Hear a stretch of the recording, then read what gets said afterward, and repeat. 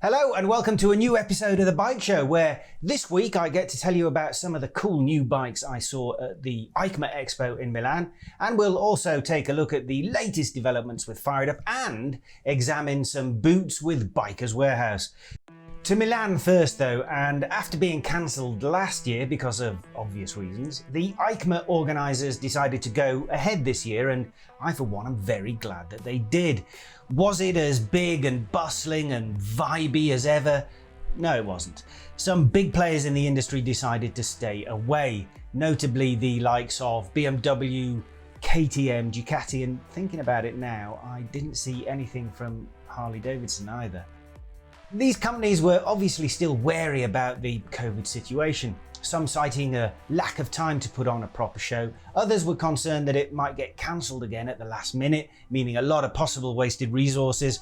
And of course, there's always the issue of putting staff in harm's way, so to speak.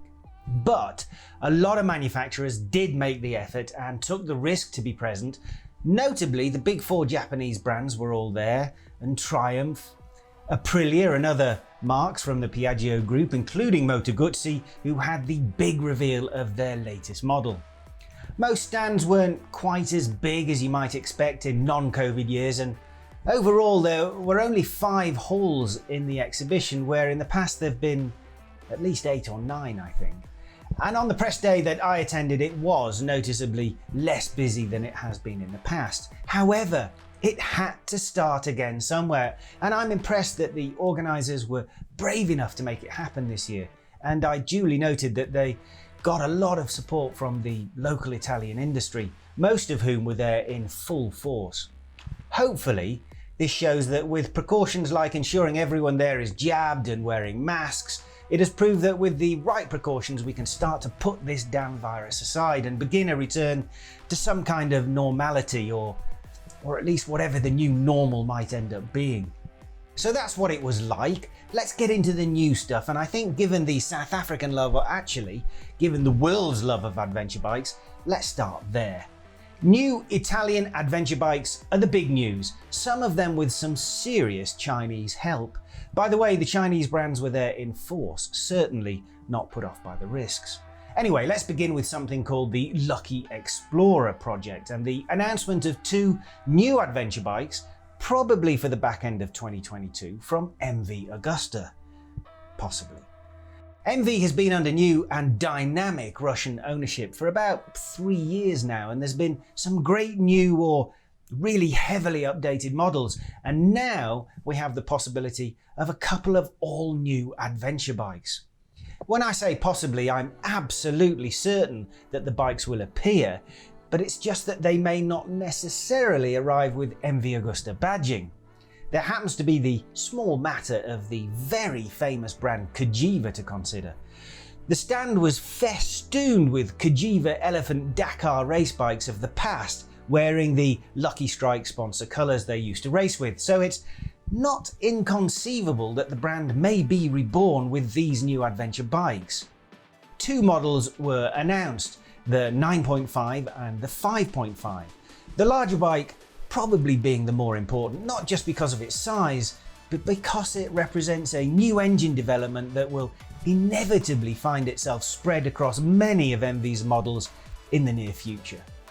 This is the next stage for the existing 800cc triple that is found in everything from the Brutale and F3 to the Turismo and Super Veloci. The new engine will be 930cc's, and because of the capacity increase, you might be salivating at the thought of another 16% added to the power output of your favourite 800cc triple model. But alas, for the power junkies out there, this engine development is all about the torque, not the power. That's good news for those of us who live in the real world and don't regularly bounce our bikes off the limiter, because torque's where it's at for everything but the most focused of track bikes. Don't worry though, I'm sure there will be more horses in the future for the sportier road models. As it is, this adventure incarnation of the new engine will feature a bigger bore and longer stroke and generate 123 horsepower and just over 100 Nm of torque. It is held in place by a steel frame and an alley swing arm, and suspension is from Sachs and is electronically adjustable. To confirm its intentions to be a serious bundu basher, there's a 21-inch front wheel with an 18-incher at the rear. In terms of weight, we're looking at 220 kilos dry, which is neither particularly good or bad. Given the success of Honda's DCT version of its Africa Twin, there is a recluse clutch option which could also prove surprisingly popular. Gear changes will be possible electronically, and of course you won't have to worry about stalling in awkward places like the edge of a cliff or outside your favourite adventure coffee shop on a Sunday morning. All the usual electronic goodies are present and correct, including cruise control and a 7-inch TFT screen, Bluetooth everything and cornering lights.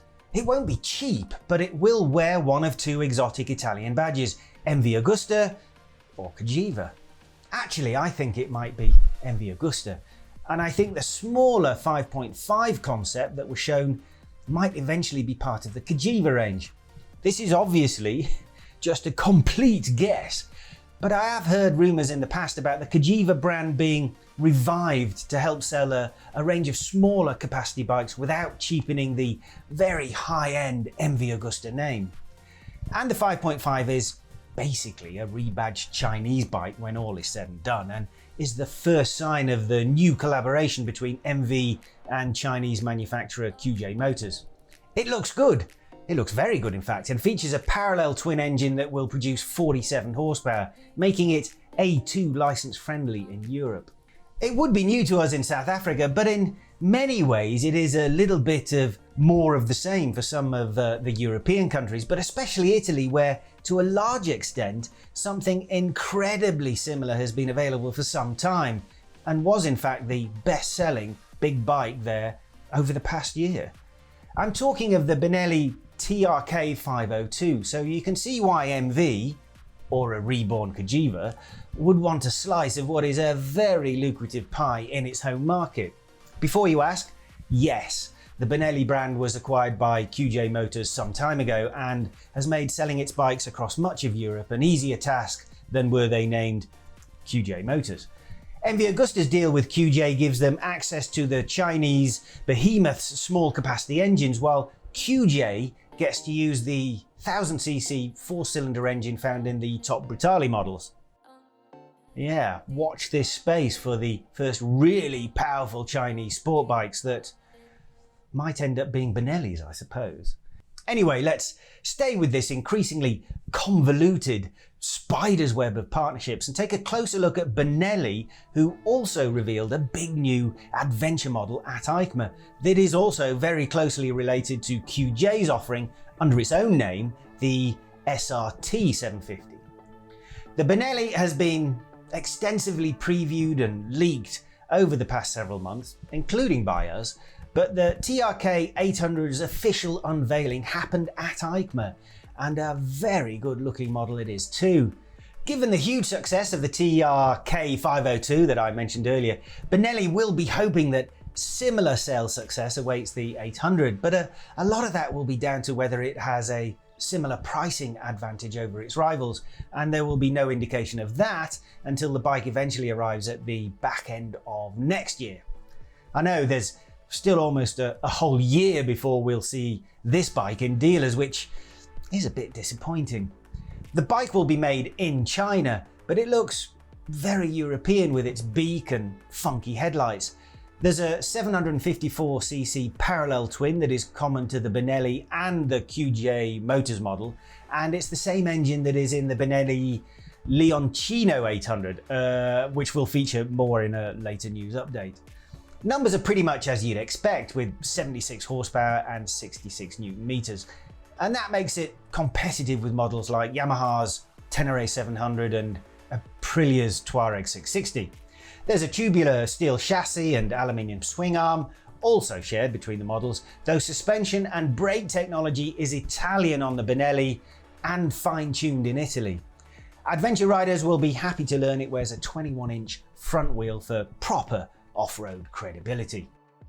Since the two are so closely related, let's take a Closer look then at the QJ Motors version of the model, the SRT750 that sat on their stand next to the 500cc version that also forms the basis of that TRK 502 Benelli bestseller. And now with a slightly swollen engine capacity, it will be in the MV or Cagiva Lucky Explorer 5.5. I have to say that whenever I passed these two bikes, they were really easy to film because nobody paid them any attention, and yet getting clear shots on the Benelli or MV stand was much more difficult. The power of a good brand obviously cannot be overstated. As you can see, it's pretty much the same bike with a less sexy badge and suspension and braking components from the Far East. Many markets will probably not see these models for sale because the Chinese parent company won't want to take the thunder away from its Benelli equivalents. Not to be outdone by all the hype surrounding its Italian compatriots at MV and Benelli, the rather more modestly sized manufacturer Motomourini also showed off a new middleweight adventure model that will be available later next year. The XCape, or Cross-Cape, definitely looks the part and, as is the norm these days, goes for a parallel twin engine, though a bit smaller than its rivals with 649cc and a power output of 59 horsepower. There's fully adjustable Marzocchi suspension, a TFT screen and lots of blue teeth. If you're into adventuring with as much connectivity as possible, that's good. If, however, you're still in range of a cell phone tower, then it's probably not a proper adventure, is it? Anyway, Motomourini are not shy about saying the whole thing will be built in Italy, which is obviously a bit of a dig at the Chinese manufactured models from its rivals. What that will mean for its price is yet to be seen. And do people in this day and age really care where their bikes are made if the price is right? Perhaps they should, you might argue, but it doesn't seem to have harmed Apple's business model, where design is in the USA, but manufacturing is in China. Would it matter to you? Would you pay more for a bike not made in China? Does any of the current furore over the human rights issue and the Uyghurs even register when you think about buying products made in China? I'd guess probably not. It certainly doesn't seem to have affected the decision-making of the many manufacturers who are currently building factories in China and partnering with Chinese companies to produce their more affordable models. Moving on from an issue that most of us would rather ignore, let's have a look at another adventure bike development, albeit a pretty small one. Yamaha's Tenere 700 is getting some new colours, which isn't very newsworthy, I'll admit, but they've put a rally edition together using bits from their GYTR performance catalogue to save you the job of choosing the bits yourself and to save you a bit of money in the process. So it gets a traditional Yamaha racing colour scheme, gold wheels, beefier suspension, tweaked brakes, some extra crash protection and a Krapovich pipe with a new ECU for some extra grunt.